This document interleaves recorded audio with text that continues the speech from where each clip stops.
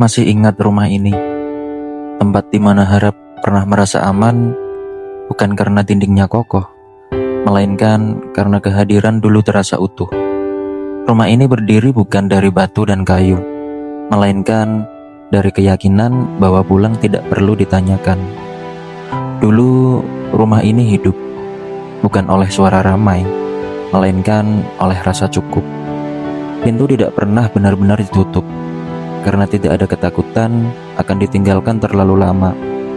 Namun, sejak keheningan menetap, rumah ini mulai bertanya tanpa berani bersuara. Apakah rumah ini memang diciptakan untuk selalu menunggu? Ataukah menunggu hanyalah kebiasaan yang dipelajari dari rasa takut kehilangan? Pertanyaan itu menggantung lama tanpa jawaban.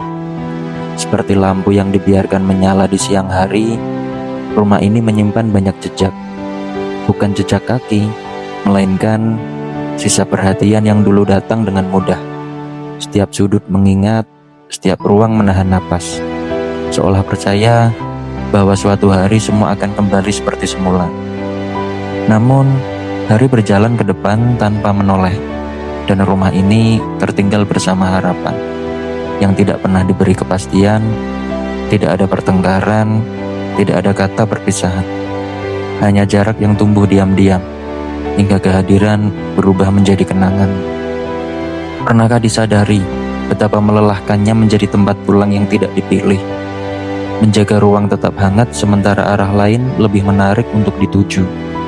Rumah ini setia, namun kesetiaan ternyata tidak selalu dihargai. Waktu membuat segalanya terlihat wajar, kesepian mulai dianggap biasa. Menunggu mulai terasa seperti kewajiban, dan rumah ini perlahan lupa bagaimana rasanya dihuni tanpa rasa cemas. Apakah ini harga dari berharap terlalu lama? Rumah tidak pernah marah, ia hanya kehilangan suara.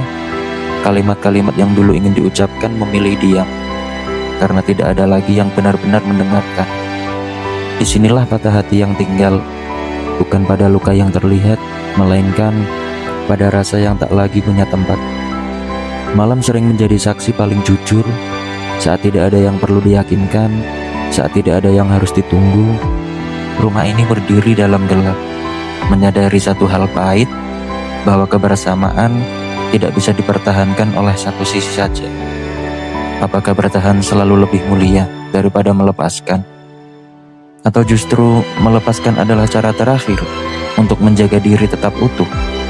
Pertanyaan itu tidak datang dengan amarah, melainkan dengan kelelahan yang sudah terlalu lama dipendam. Perlahan, rumah ini berhenti berharap, bukan karena kehilangan keyakinan, melainkan karena akhirnya mengerti tempat tinggal sejati tidak pernah membuat penghuninya merasa sendirian di dalam keramaian.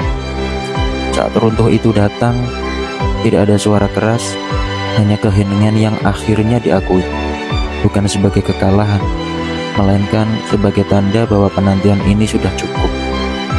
Dari runtuhan inilah lahir pemahaman baru, bahwa rumah bukan soal siapa yang datang, melainkan siapa yang memilih tinggal. Dan jika tidak ada yang menetap, rumah berhak menutup pintunya sendiri. Jika suatu hari langkah lama kembali mencari, yang tersisa bukan rumah lama yang penuh tunggu, melainkan ruang baru yang lebih selektif terhadap siapa yang layak pulang. Rumah ini runtuh agar tidak lagi menjadi tempat bagi harapan yang tidak dijaga. Dan di antara sunyi yang tersisa, hati akhirnya belajar lebih baik kosong sebentar daripada penuh oleh luka yang sama.